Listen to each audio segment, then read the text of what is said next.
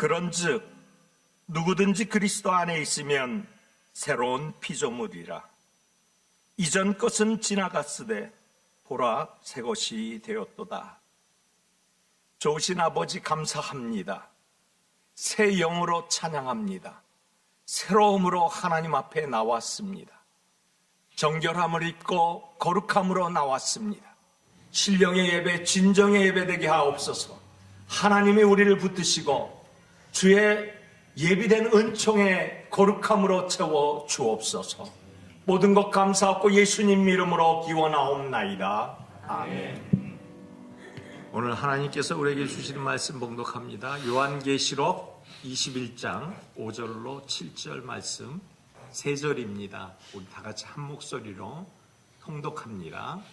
요한계시록 21장 5절로 7절 다 같이 시작. 보좌에 앉으신 이가 이르시되 보라 내가 만물을 새롭게 하노라 하시고 또 이르시되 이 말은 신실하고 참되니 기록하라 하시고 또 내게 말씀하시되 이루었도다. 나는 알파와 오메가요 처음과 마지막이라. 내가 생명수 샘물을 목마른 자에게 값없이 주리니 이기는 자는 이것들을 상속으로 받으리라. 나는 그의 하나님이 되고 그는 내 아들이 되리라. 아멘. 이는 새해 복 많이 받으세요. 우리 또 한 번 인사할까요? 올해는 소원 성취하시기 바랍니다. 올해는 소원 성취하시기 바랍니다. 찌푸린 분들은 소원 성취 안 하시려는 분들인가 봐. 우리 한 번만 더. 여러분이 최고입니다. 예, 시작. 여러분이 최고입니다. 할렐루야. 아멘. 여러분 캘리포니아에 가시면 금문교라는 달이 있죠. 이 다리는 샌프란시스코하고 마린 시티라는 곳을 연결해 주는 다리입니다. 그 현수교로서는 미국의 대표적인 다리입니다. 1280m 정도 되니까 그렇게 요즘 긴 다리에 비하면 길지 않습니다. 그런데 1937년 제작됐을 당시에 이 다리는 정말 난공사 중에 난공사입니다. 무려 11명이 죽었고요. 그 이후로도 많은 사람이 추락했지만 사람을 살리자 해서 그 밑에 그물을 쳐놓고 공사를 해서 많은 사람이 살았고 11명만 죽을 수 있었다. 이런 고백을 비문에 적혀 있는 것들을 봤습니다. 그런데 이게 당시의 건축 기술로서는 불가능했다고 합니다. 왜냐하면 밑에는 조류가 굉장히 급했고요. 그 다음에 상어가 많이 출몰을 하는 지역이어서 잠수부들이 마음껏 들어가지도 못하는 지역이었다고 합니다. 물결도 세고 상어들이 많이 출몰하고 그래서 위험한 지역이게 또 난공사로 유명했고요. 그래서 여기에 동원된 그러한 돈이 천문학적인 액수입니다. 그런데 이것을 설계했던 청년이 이거는 최신공법으로 하면 지을 수 있어 라는 확신을 가지고 그리고 사람들을 설득을 했는데 아무도 믿어주지 않았습니다. 우리 건축 기술로는 이건 불가능이야. 그래서 건축이 안 되다가 한 은행가를 만납니다. 그가 바로 뱅크 오브 아메리카 이 창립자죠. 그 사람이 누구냐면 바로 조셉 AP 지아니니입니다. 그리고 이 청년 설계가는 조셉 스트라우스. 그런데 이들 둘이 아니었으면 은행가가 돈을 대주고 이 건축가가 설계하고 사람들에게 격려하지 않았으면 금문교는 지어지기 어려웠을 것이다. 그래서 미국의 대표적인 건물 중에 하나인 이 금문교가 그렇게 건축이 되기 시작합니다. 그래서 이 둘을 기리는 기념비가 거기에 있는데 거기에 기념비에 뭐라고 써 있냐면요. 여기 지금 보시면 이게 사진이 잘못 찍혀서 그런지 여기 보면은 Man of Vision이라고 써 있습니다. 한 사람은 조셉 지아닌이고요. AP 지아닌이고요. 한 사람은 조셉 스트라우스입니다. 이 두 사람이 한 사람은 은행가고 뱅크 오브 아메리카 설립자고 또 한 사람은 이 설계가고 이 둘이 그렇게 해서 건축이 됩니다. 그리고 이 사람들은 공로자들이고요. 같이 여러 사람들이 합심해서 그렇게 건축이 됐다. 그래서 Man of Vision, 그러니까 비전을 가진 사나이, 맨이 이제 대표 명사니까 그냥 사람들, 비전을 가진 사람들, 그 사람들에 의해서 이제 현수교인 이 금문교가 지어진 겁니다. 비전을 가진 사람들, 비전을 가진 사람들. 여러분, 이 사람들이 세상을 바꿉니다. 다른 사람이 세상을 바꾸는 게 아니고요. 비전을 가진 이 사람들이 세상을 바꿉니다. 그래서 세상이 바뀌는 모든 사람들을 보면 그 사람의 비전이 성취된 것을 볼 수 있습니다. 하나님은 우리에게 현재와 미래를 주십니다. 언제나 현재와 미래를 주십니다. 이전 것들은 지나갔으니 과거는 하나님이 지워주시고 늘 현재와 미래를 주십니다. 그래서 하나님이 주시는 현재와 미래는 이렇습니다. 현재는 성경으로 살아냅니다. 그리고 미래는 믿음으로 살아냅니다. 그러니까 성경이 가지고 있는 미래 비전을 가지고 살아낸 사람들만이 성취를 하는데 그것을 비전이라고 합니다. 그 비전을 성취하는 것, 그것이 바로 비전을 가진 사람들의 모습입니다. 하나님의 비전을 가진 사람들, 이 사람들을 하나님의 비전의 집약체라고 할 수 있습니다. 이 하나님의 비전의 집약체를 가진 사람들을 통해서 하나님은 위대한 일을 행하시는 것을 우리는 볼 수 있다는 사실입니다. 하나님은 이 사람들을 의외로 단순하게 사용하십니다. 너무나 단순한 가운데서 하나님의 진리가 이루어지는 것을 우리는 많이 확인할 수 있습니다. 지금 역사 이래로 그렇게 단순하게 생활했던 사람들 가운데서 세상을 바꾸는 일이 수없이 많이 있었습니다. 그냥 사는 것 같은데, 대충 사는 것 같은데, 이 비전을 가진 사람들은 한 가지 법칙이 있었다는 사실입니다. 그건 뭡니까? 어떤 일이 있어도 이 비전을 가진 사람들, 하나님의 비전을 가진 사람들은 정체성을 잃지 않았다는 거죠. 이 정체성을 잃지 않은 것, 이것이 비전을 확증하여서 이루어낸 것을 우리는 볼 수 있습니다. 그래서 미래 비전은, 이 꿈은, 미래의 꿈을 이루는 이 미래 비전은 이것을 확증할 수 있는 그런 사람들, 즉 하나님의 비전의 정체성을 가지고 있는 사람들만이 위대한 일을 이루는 놀라운 축복을 경험한다라는 사실입니다. 그래서 로마서 5장 3절과 4절은 이렇게 우리에게 얘기합니다. 환난, 고난은 우리에게 인내는 연단은 소망을 이룬다. 우리 다 같이 시작. 다만 이뿐 아니라 우리가 환난 중에도 즐거워하나니 이는 인내는 연단은 소망을 이루는 줄 알미로. 그렇습니다. 우리는 그 어떠한 것도 흔들리지 아니하는 정체성이 있습니다. 그 정체성은 나중에 말씀드릴 것이지만 미래 비전을 확증하게 하는 가장 중요한 핵심 포인트라는 사실이에요. 그래서 하나님의 미래 비전을 가진 사람들, 그 미래 비전을 가진 사람들을 오늘 본문은 너무나 정확하게 찝어내 주십니다. 그래서 오늘 본문을 우리가 다 같이 통독을 했는데요. 이 본문의 세 가지로 하나님의 비전을 품은 사람들의 모습을 정확하게 알려주고 계시고, 오늘 2025년을 이제 살아가야 할 우리에게 첫 주일에 이러한 비전으로 살아내시기를 간절히 소망해 봅니다. 첫 번째로 하나님의 비전을 가진 사람들은 어떤 사람들이냐? 그렇습니다. 하나님의 비전을 가진 사람들은요, 약속을 믿는 사람들이에요. 약속을 믿는 사람이다 하니까 아니 그럼 뭐 하나님의 약속을 안 믿는 사람이 있냐 이렇게 말씀하시는 분들이 많아요. 그런데 하나님의 약속을 믿는 사람들은요, 미래 언어를 사용합니다. 그리고 이 미래 언어는 다름 아닌 소망의 언어를 사용합니다.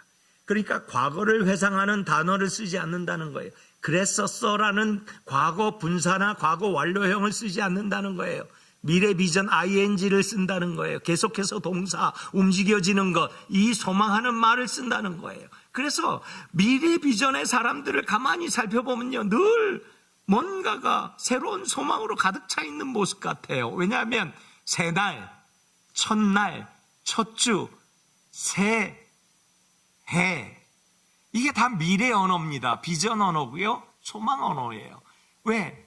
과거가 아니고 지금 현재로부터 다음 날까지, 다음 해까지, 그리고 그 이후의 시간들까지라는 그 마음이 포함되어 있는 언어이기 때문이죠. 그래서 소망을 가진 사람, 비전을 가진 사람, 그리고 하나님의 거룩함을 안에서 작동시키고 있는 사람들은 언제나 비전 언어를 사용한다는 것입니다.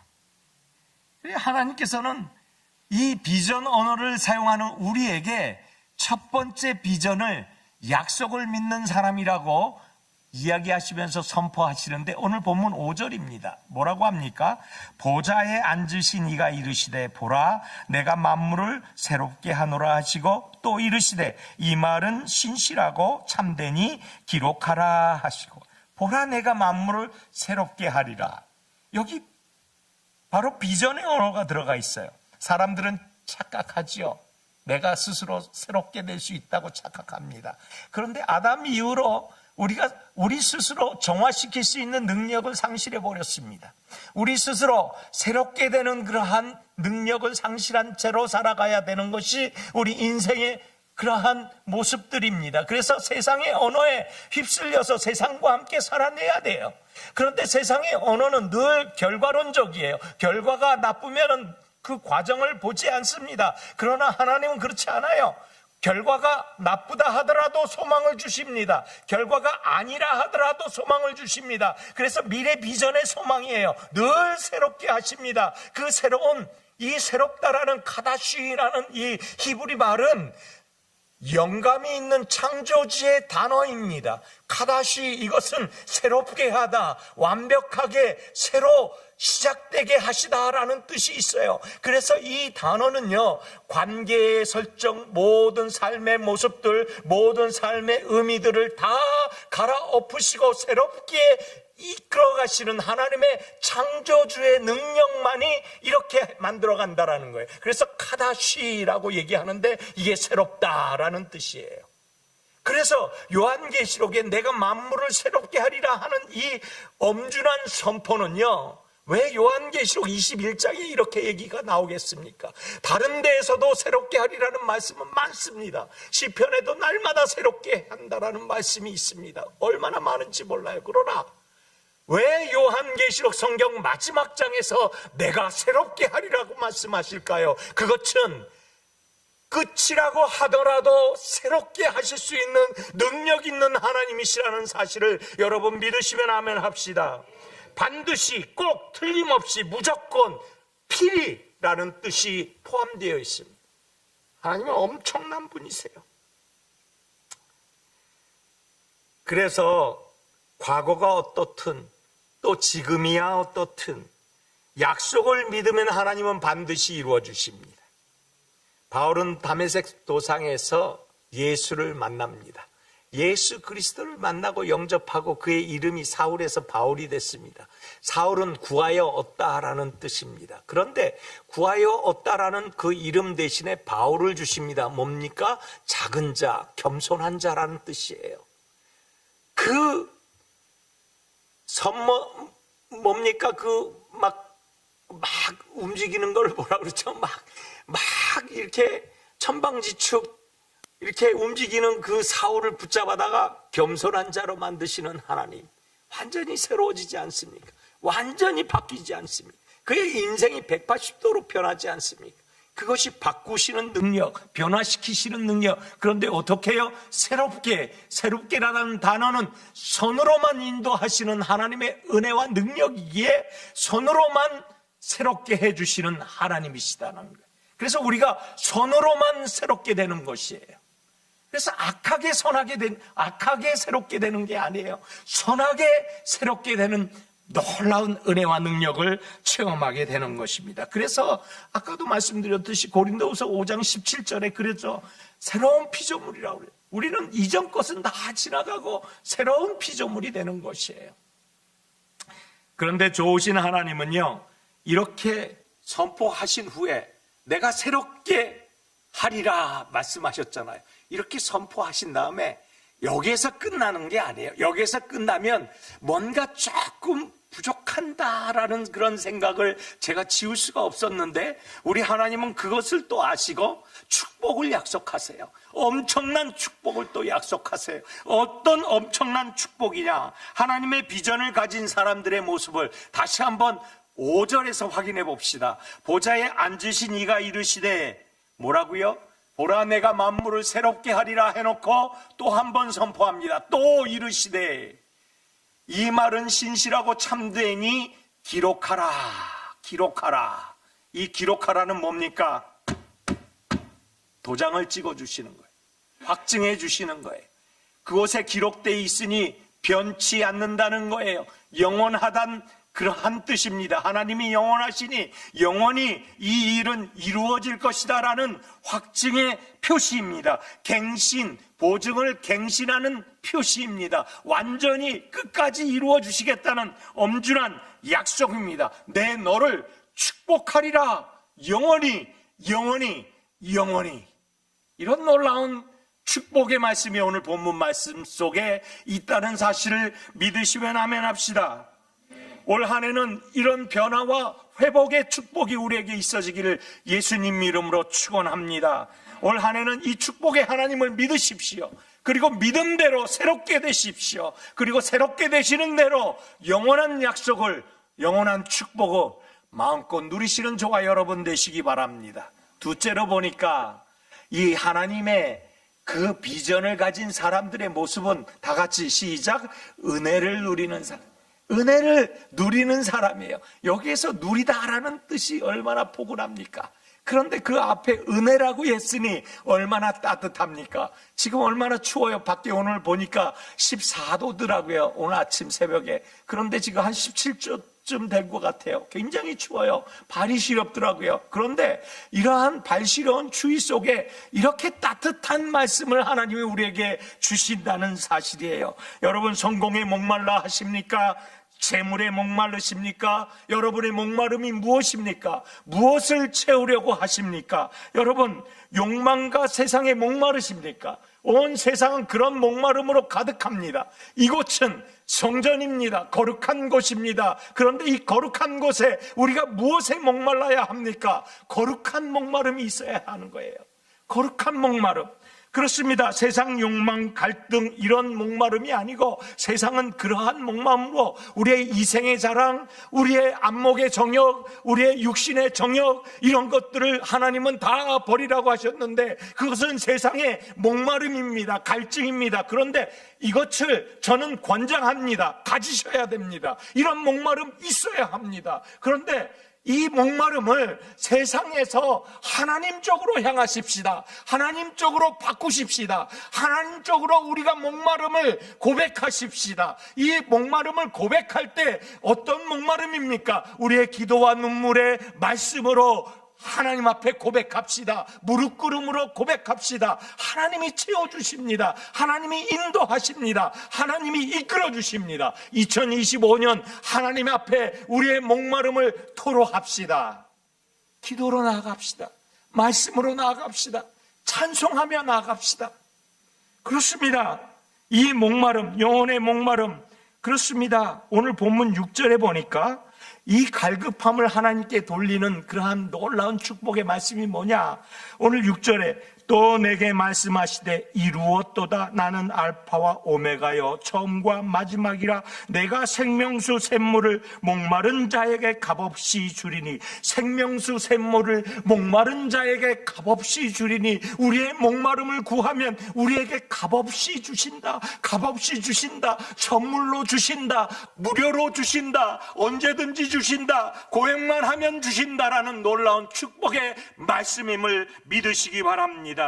우리 영혼육의 목마름이 있습니까? 하나님께 목마름을 고하시기 바랍니다. 값없이 주신다고 했잖아요. 대가 없이 주신다고 했잖아요. 아무것도 요구하지 아니하신다 했잖아요. 우리의 단지 입술의 고백과 마음의 노래와 찬양과 우리의 삶의 모습으로 주님께 드리면 값없이 주시는 은혜를 경험하는 올 한 해가 되시는 줄 믿습니다. 이것은 하나님의 선물이라고 합니다.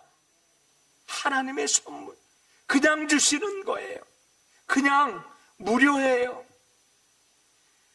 에베소서 2장 8절로 9절에 이렇게 얘기합니다. 너희는 그 은혜에 의하여 믿음으로 말미암아 구원을 받았으니 이것은 너희에게서 난 것이 아니요 하나님의 무엇이라 선물이라.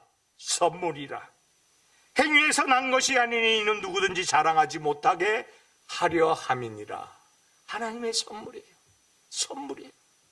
선물은 누리는 거예요. 자랑하는 게 아니에요. 선물은 내가 만족해 하는 거예요. 나의 평안을 이루는 놀라운 축복인 거예요. 그 축복 기분, 그 느낌으로 살아내면 그 축복, 그 모습으로 흘러나가는 거예요. 그것이 선물이에요. 선물의 능력과 위력은 그런 거예요.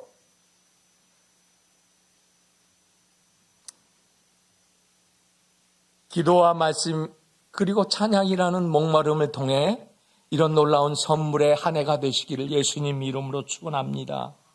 대가 없이 조건 없이 주시는 그 넘치는 선물이 축복이 우리 가운데서 흘러넘치도록 평안과 그리고 안녕과 무엇보다도 하나님의 넘치는 사랑이 우리 가운데서 풍성해지기를 소망해 봅니다. 마지막으로 세 번째 하나님의 비전을 가진 사람들의 모습은 오늘 본문 보니까 너무나 놀라운 말씀을 주셔요. 그것은 상속을 소망하는 사람이라. 따라합시다. 상속을 소망하는 사람. 중간에 그만두는 사람이 있어요. 상속 안 받을 거야. 너무 힘들어. 나 포기할 거야. 너무 괴로워. 절망할 거야. 아니야. 어려워서 낙심돼. 나 이제 더 이상 안 할 거야. 그런데 주변에 있는 사람들이 이렇게 위로해요. 낙심하지 마세요. 포기하지 마세요. 절망하지 마세요. 힘을 내세요. 다시 한번 일어서 보세요. 그렇게 얘기해요. 그런데 그 말이 왜 그냥 지나가는 말처럼 들리죠? 가슴에서 정거장으로 딱 스탑이 안 되고 왜 그냥 패스하는 말처럼 들리죠? 나에게는 왜 적용이 안 되는 말처럼 들리죠? 나는 이 고통을 죽을 만큼 어려운 고통인데 왜 저치는 새치혀로 그렇게 얘기하는가라는 그러한 이상한 느낌적인 말로만 들리죠? 세상은 그런 거예요. 왜요? 내 아픔이 내 아픔이어야 되는데 내 아픔이 내 아픔으로 얘기해 주는 사람이 흔치 않기 때문이에요. 내 아픔을 내 아픔처럼 얘기해 주는 사람이 흔하지 않는 세상에 우리가 살고 있다는 사실이에요. 그래서 포기해요. 그래서 좌절해요. 그래서 낙심해요. 작년에 33%가 우울증으로 인한 죽음을 경험을 한 것이 바로 이거 미국 사회입니다. 여러분, 죽음을 경험한 우울증이래요. 죽음을 경험한 우울증 무엇이 그렇게 만듭니까? 낙심이에요. 절망이에요. 희망이 없어, 희망이. 그런데도 위로합니다. 사람들이 위로해요. 위로하는데 위로가 안 되는 거예요. 그러니까 약에 의존해요.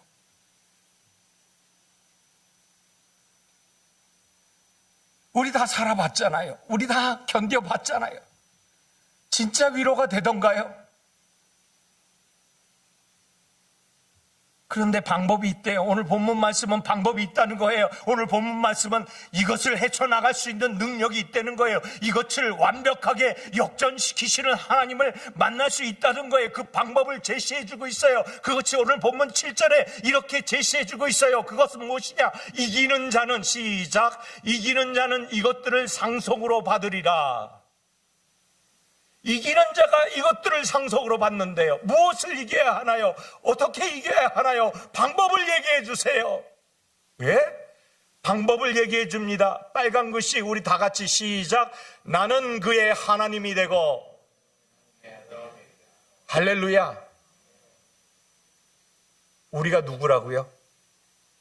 하나님 아들이라고요. 우리가 누구? 하나님 아들. 엄청난 정체성을 회복하라는 거예요. 우리는 전능자, 지존자, 그리고 만유의 주제 되시는 그분의 아들이라는 사실.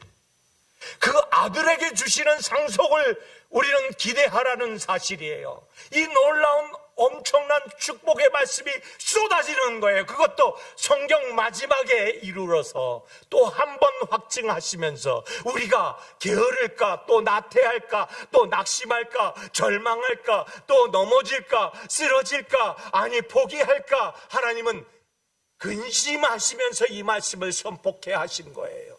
어떻게 해요? 상속을 누구에게? 이기는 자에게. 무엇을? 내 아들에게 주리라. 내 아들에게. 내 아들이 누굽니까? 내 아들이 누구예요? 여호와 하나님을 아버지라고 부르는 믿음의 성도들이에요.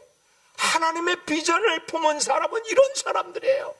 하나님의 비전은 아주 작은 보잘것없는 것이 아니고 만유의 주제가 되시고 존재의 이유를 우리에게 알게 해주시는 그분의 놀라운 엄청난 축복이라는 사실이에요.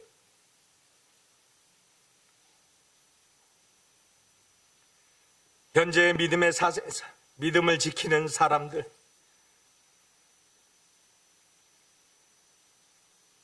제가 말씀을 마치기 전에 한국의 양화진의 외국인 선교묘원에 안장되어 있는 145명의 선교사들, 하나님의 비전을 가진 사람들은 어떤 모습으로 죽었는지 한번 살펴봤습니다. 시작 서두에 말씀드려야 되는데 순서를 좀 바꿔서 마지막에 여러분에게 말씀드리려고 순서를 패스해서 말씀드렸습니다. 양화진 외국인 선교사 묘원에 구한말 조선 초기에 기독교 초기에 한국에 와서 순교하신 외국인 선교사들 묘원이 있습니다. 선교의 피를 조선에 뿌리고 순교하신 외국인들입니다. 그런데 그분들만 이 양화진 외국인 선교사 묘원에 있는 게 아니고 약 450명의 한국인 기독교 초기 선교사들을 순교한 순교자 묘원입니다. 이 선교사들 묘비에는 하나같이 이렇게 쓰여 있습니다. 미국 감리교 루비 캔드릭 선교사, 만일 내게 줄 수 있는 1000개의 생명이 있다면 모두 조선을 위해 바치리라. 미국 장로교 사무엘 무어 선교사, 조선 인사를 사랑하였고 또 그들을 예수께로 인도하기를 원하였나이다. 백정을 사랑하고 백정을 하나님의 품에 안기게 하기 위해서 너무나 열심히 백정을 사랑했던 선교사입니다.